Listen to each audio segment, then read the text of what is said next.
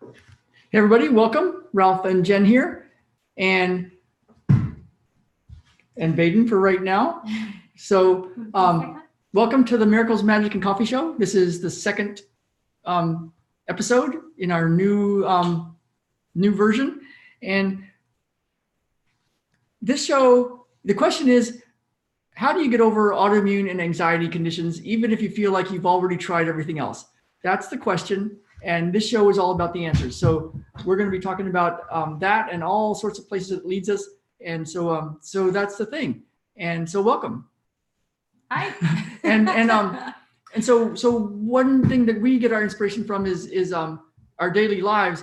And we were watching a movie a week or so ago, and Jen had some real big insights into healing and how to interact with the world. So we'll go straight into that first. So Jen. Yeah, so we were watching Tangled, which is the Disney version of Rapunzel, the older story of Rapunzel, right? And I just got this download afterwards about how I feel like in modern society, and especially you can draw the analogy either way, modern society or modern medicine specifically, we're a little bit trying to live up in that tower, right? Where we're separated from the outside world. We're separated from this world that we have kind of mother gotheled ourselves into fearing and seeing as a scary place that we are not capable of functioning in. And so, there are some advantages to living up in that tower. You can still look out and see the natural beauty out the window, and you can there's some leisure time, there's some convenience to living up there. But there are also some trade-offs. And the parallel that I saw with autoimmunity is that here's this big, huge, in the modern medicine analogy, nature is that big world that Rapunzel came from. And it's the very world she came from, yet she totally fears it. She's drawn to it, but because Mother Gothel has been in her ear talking, she's very fearful of it. And so she, when she does finally get a chance to be in that world, she's conflicted because part of her is very scared and wants to stay separate from it because she's scared she's not able to do it. And yet again, it's this very world she came from. And so I just kept thinking, wow, this is so much like humanity, a little bit. We are framing ourselves as separate from nature, even though we are inherently part of it. And we have started to interact with nature in a way where we're almost fearful of it, and therefore we see it as something that needs to be dominated and controlled. And so therefore we start essentially attacking it. Like with our food, we put chemicals all over our food to kind of control and dominate this whole process that we've been interacting with for thousands of years as humans and as part of nature.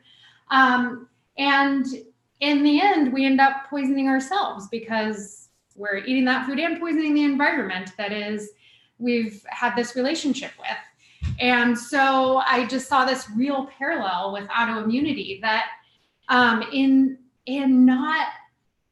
not realizing that we are part of nature and forgetting that we're losing that part of self-love, and we end up attacking ourselves, which is nature. And so I think when we look at natural approaches to health and kind of modern medicine approaches to health, there are some advantages and disadvantages to both, but understanding the trade-offs is important. And there is some convenience to modern medicine, and not all of it is bad. But if in general you're wanting to take a more natural approach to health, you're deciding to come down out of that tower and interact with the place that you came from. And that can be super, super empowering. There is a lot of responsibility in that, and there's challenge in that, but it's in this way that strengthens us continually and makes us more and more capable and builds upon our natural ability and connection with nature. Whereas if we stay in that tower, if we do that out of a very mindful kind of decision, that's one thing. But if we're doing it out of fear and coercion, I think that's another thing. And we end up in this autoimmune type place where we are, again, attacking ourselves. We're attacking nature, either whether we're doing that because we're, again, spraying chemicals on our food to try to control that process, or putting chemicals in our body to, fight a bacteria or this or that. But in the process, we end up creating situations where our body is attacking itself. And so, yeah, I just saw this huge parallel with all these avenues I could go down, expanding upon that analogy. But, ultimately for me, autoimmunity is self not loving self and self attacking self. And I see us doing that sometimes on an energetic level, but also on a real physical and practical level with how we perceive and interact with nature, which is, we are nature. That is ourself. And so how we treat nature is also how we are treating and loving ourselves. And so whether it's the outside environment or our inner environment and our gut flora, how can we be in a relationship where we're more empowered, we take more responsibility, but we are actually in a loving relationship with our inner environment and our outer environments. And then we become the Rapunzel who, she had the choice whether she wanted, we become a Rapunzel who has a free choice, whether she wants to live in a tower and make those trades for some convenience and a certain type of safety, or if we want to be the Rapunzel who adventures and is more self-reliant and more empowered, but has more responsibility and is out exploring that big, huge, expansive world that we actually came from. So that's the download I got watching a Disney movie with the kids the other night. Cool. So you have lots of stories, and you told a story about Pasadena's Whole Foods and all that, but you used to, can you tell a little bit like a story or something that, how did you go from, where were you when, before we started going out and before you started going down this road, and you were interacting more with the Western fight the environment thing, and then you shifted, but it wasn't easy, especially that story about Whole Foods. But yeah, how did you go about deciding, or how did the process go from being the Rapunzel in the tower, and then being the one that could get back out in the world and live a different way? Well, I think part of it was even realizing that there were different worlds out there and different perceptions of that world. So different stories to tell about the body. You're sorry. Do you up here to catch you?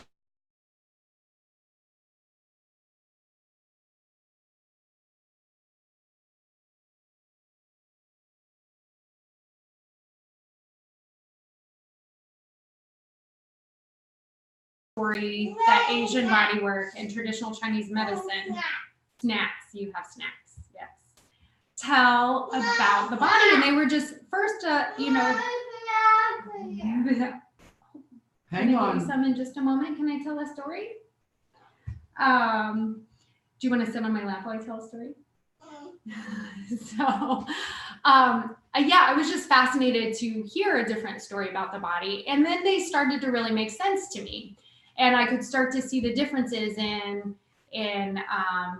this story that I was hearing about the body as opposed to this story that I heard about the body growing up. And, much of that was cultural and things like that. And so I just got drawn to that. And as I started to notice the world that way and realize there was a bigger world out there, there were other stories about the world than just the Western medicine story, which has its own validity and has its own strengths. I just became fascinated by stories that were new and different to me. And so I started to explore those and I just found that they fit me better and they empowered me more. And I enjoy that type of process. And so, it came in layers and it wasn't always easy, but I just resonated with those stories. And so that's how I started to make my shift. And then, I mentioned before on our first date, my first date with Ralph, just some of the information he told me, stories about the body, again, through the integrative manual therapy stories about the body and the osteopathic stories about the body. I really appreciated those and felt that they were very empowering stories and very deep and wise stories. So I feel like we have lots of knowledge and lots of wisdom, or lots of knowledge and lots of information, but it is a different thing to have wisdom, and foresight, and hindsight, and restraint with what we do with all this. And I just felt that in the IFT story and the traditional Chinese medicine story. And so I started incorporating those things into my life more and more. And my body felt better and better. And so I felt more like me. So I just started following those paths more and more. Cool. Let's see. Did that answer your question? I think so. Let's see. Little distraction with the pint-sized cookie. Yeah. So when it was tough, like you were in that Whole Foods, you didn't talk about that yet, but you it wasn't easy. So what made you stick with it and not, like, you had medical interventions when you were growing up, and there was ways to kind of fix different things that you were working on.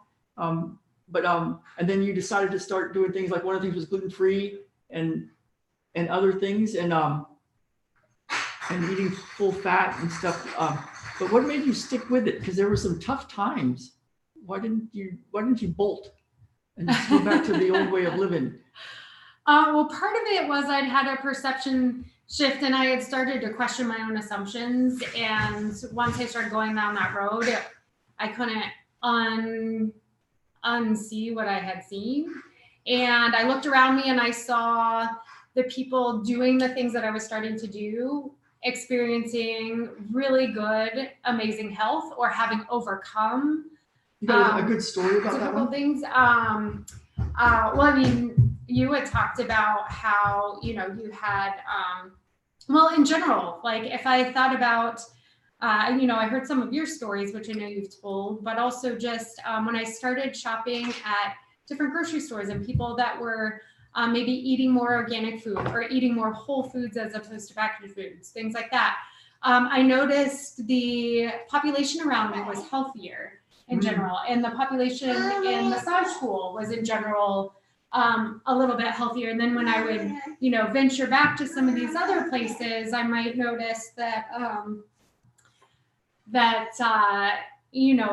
those people weren't as thriving in their health. And so it just felt like I was on the right path and my body started feeling better. So, I mean, that's a big motivator, but I can talk about Pasadena if you want. No, that's okay. Okay, well, cool. Well, let me tell a little bit of my thing, because one thing that I noticed is it's hard to go through and do some of the stuff that we recommend. Like, just going gluten-free can be daunting. Mm-hmm. I remember one time we were doing a detox with a client in San Diego, and we were getting him to eat more and more natural, and he was on a detox, and then he was coming back. We made a mistake, probably. We were kind of hard on him because we wanted him to go all in, but he came back telling a story how he did his thing, but he microwaved it in some plastic, and we're like, no, don't do that. And to eat his food out of plastic in a microwave, and so that was tough. And he was getting healthier and things were doing better, but it was just so hard. It was so hard. And he finally said, I can't eat like this. I have to eat like a regular person, the fast food and the convenience and the packaged stuff. I just can't do this. And he chose to go back to that way. And I think I was a little too hard on him. Like, we didn't learn this in one big move. We learned it in little baby steps, and even when I went gluten-free, I was making, I didn't do it 100%. I didn't even know I was not doing it 100% in some cases. But as I got to the point where I got 100%, some big changes started happening for me. Like the teeth quit having cavities and all sorts of stuff, along with the other stuff I was doing. But it was in stages. And then there was some people, and this is what I came up with this week, was there's some people that they have tried a lot of stuff. You know, I see people that I do these free consults and talk to them about what's going on with their health and their life and what they've tried. And some people have done pretty much everything that would have asked them to do, and yet they're coming to me with their conditions are still there. And so it reminded me of when I was in 2011 and Ben hadn't been born yet, and Jen and I were just talking about like how it's really, we have to be gentle on ourselves because we want so much and we want to give so much and we want to give our information out to the world and help people and play bigger. But we got to be gentle because 2011, not that long ago, Jen reminded me just last night that I was really, really, really depressed, really depressed. She called it suicidally depressed. I had thought about killing myself. I don't think I would have really done it. I knew I had a baby on the way, but there I was in San Diego and I hadn't run for a long time. And I had terrible bone pain, and all these practitioners were saying I had kidney problems and GI problems and liver problems, but nobody could figure it out.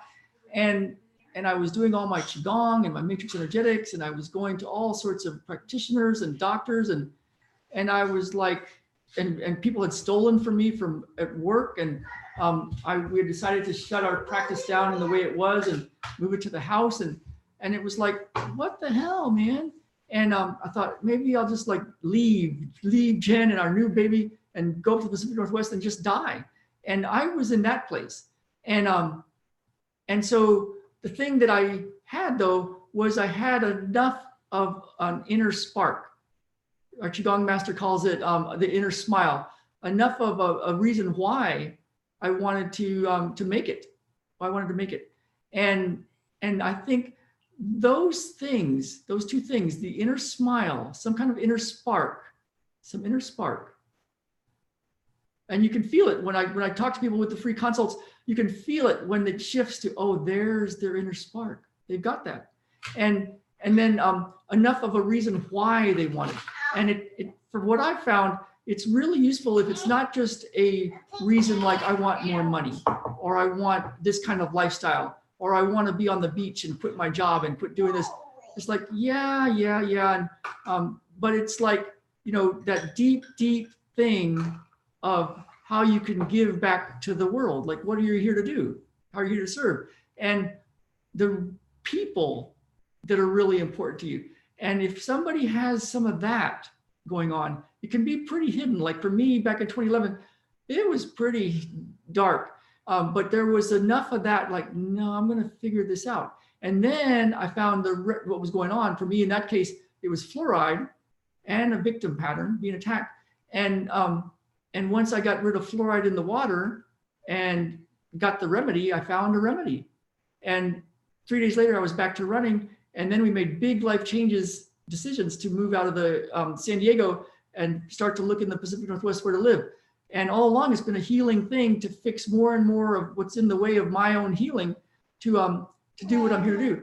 And one of the things, you know, Jenna and I have been asking God of recently is we feel like we're helping, we're doing good in the world, but we're not really being fully used in a big way. And so one of our big reasons why is to help the kids. And we see now that our eyes have been opened to what's happening in some of the pharmaceutical world. It's like, oh my God, we really want to change this. And we want to help our kids for one, but we see a lot of other kids having problems. And so we have this big vision. And so it kind of all goes together. And I think that's why we started this Miracles, Magic, and Coffee show. But what I have for you is a question like, can you go in and see that spark, that inner smile, that reason to be alive? And what is that? And, you know, is it connected to some way of giving what you're here to do in the world? Is it some way connected to people you love or something bigger than you? That, I think, from what I've seen, can be a reason why some people do all the stuff that we're going to be talking about on the show, all the physical stuff to do, all the mindset stuff to do, all the clearing mental, emotional, spiritual stuff to do, and it works. They get a big result. And other people that do it really strongly, but don't get fully the result they want. If what I find is if somebody has that inner spark and a reason why they want this life, even if it's to have babies and to give your love to kids, whatever that is for you, if you have that, then you can be led to the right teachers, healers, coaches, and then it actually works. So that's my motivation for this thing, and it's what I've seen as a thing that can be in the way of people. So I'm going to just check in with Jen. What drives you? Why not just live a regular life? Because we've had a lot of struggles, and I could just go get a job as a physical therapist. Physical therapists make $100K a year and weekends off, and work 8 to 5 or something like that. A couple of continuing education classes a year, and you're good to go. And so you've never pushed me in that direction, and we're going down this crazy path. We've slept outside for a year. Why do you do it this way?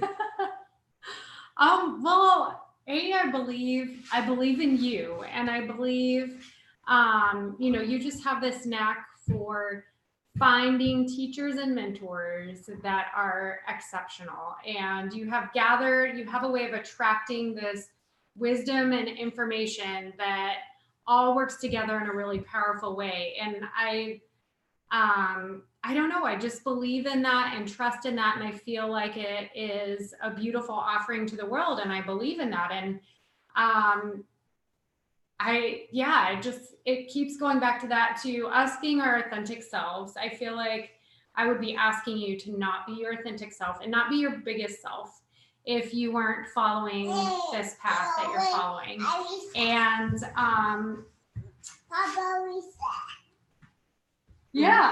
I can't ask you to be less than you would be. And I'm also, I'm inspired by what we can offer the world. Just a different option. It doesn't have to be what everyone's doing, but a different and empowering option for people. One thing it reminds me of is I was trying to find that National Geographic of Alex Honnold or whatever his name is. I just put that upstairs. Yeah. The guy that free soloed climbed without ropes, El Capitan in Yosemite, and he went through lots of relationships, and there's a movie Free Solo about it. But his current girlfriend, was like, she was really worried he was going to die, but his mom was like, this is what gives him life, and I couldn't ask him to not do that. So I am very grateful that you're doing that, because I get to do it with you and Ben and Baden, because I thought about that, like what it would be like to be doing this. I'd probably still be doing a version of it, but there would be less pressure to win. But I look around at our house and our life and our school and our community, and it's like, I want to do this. Please let me do this, God. So we keep asking for guidance. And what's your prayer to God? My prayer is always for guidance and to be listening. And I have this dream as humanity. I just have this question, like, why are we self-attacking self when it comes to humanity, right? Why do humans do that to each other in various forms? And how can we change that conversation so that we're not fighting each other, but we're working collaboratively to make this world just a more beautiful experience for all of us? And now I lost my train of thought here. Yeah, so my little being over there, but so we met a guy, Michael Paul, that we'll have on some version. We're going to have a different show called Fantastic Fridays, because it's like wouldn't be totally about autoimmune and anxiety, but this guy came in really unexpectedly this week and talked to us for a couple hours. We thought he was just driving 4 hours to buy a $75 bike for his friend, which was weird enough, but he started talking, and he's got some amazing ideas.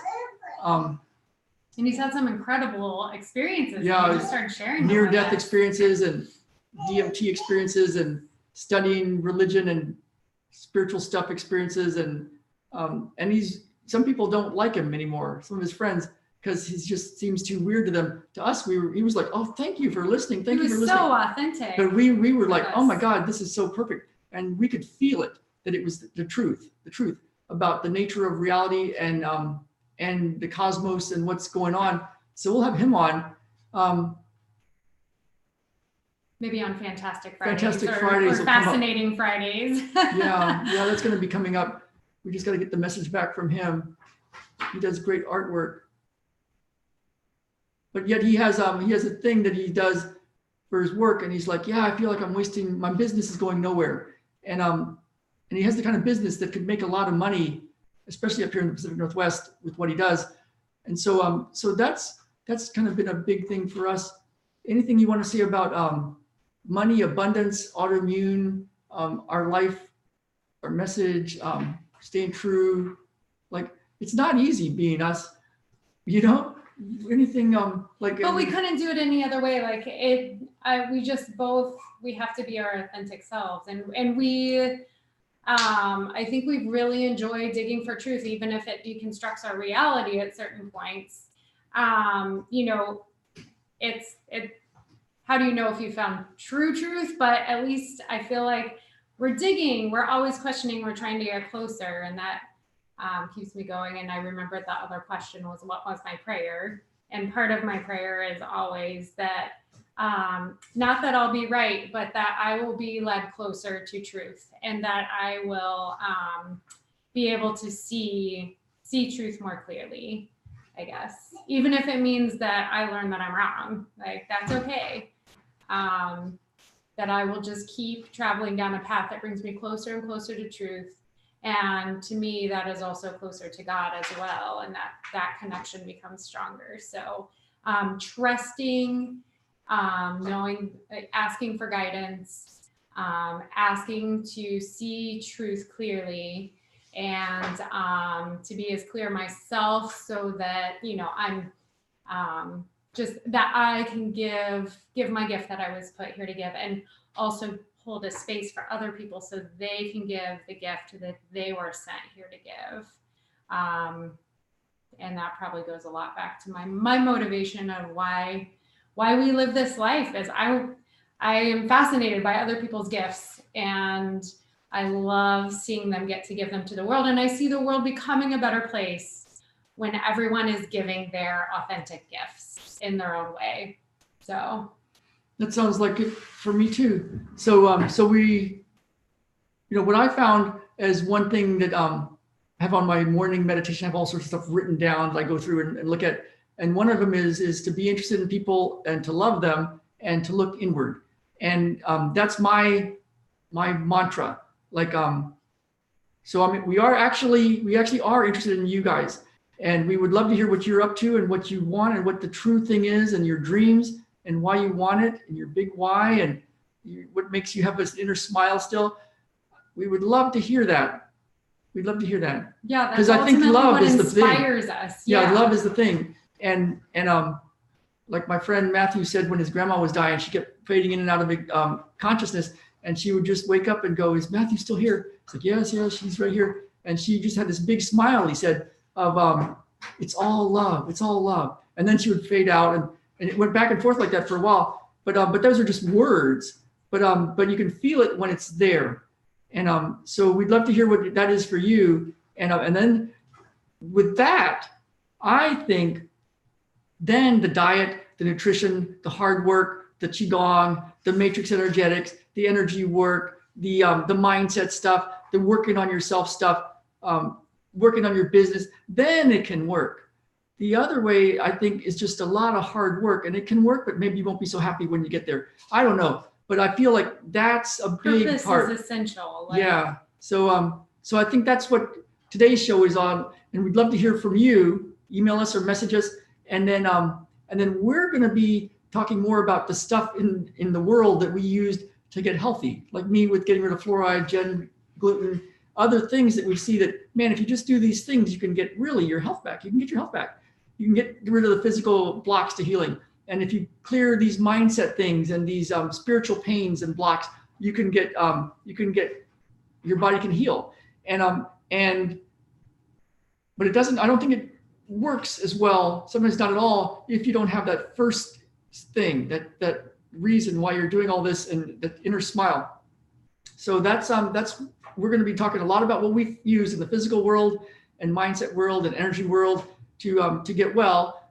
With our hope is to get you to like start to use it. And then our thing is, for people that want to go more, yeah, we'll work with you one-on-one. We'll do stuff. That's what we do. That's what I do.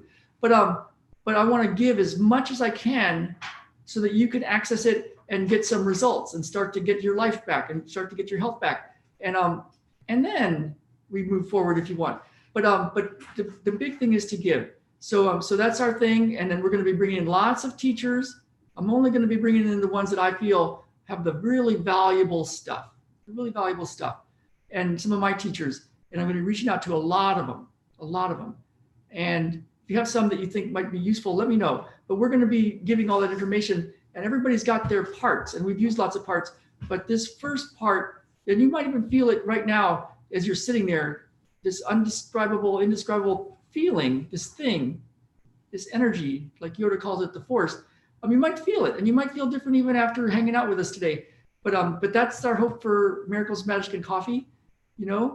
As Baden climbed in my lap, I thought a huge part of my motivation is I love to nurture things. And so how can we nurture you? She does.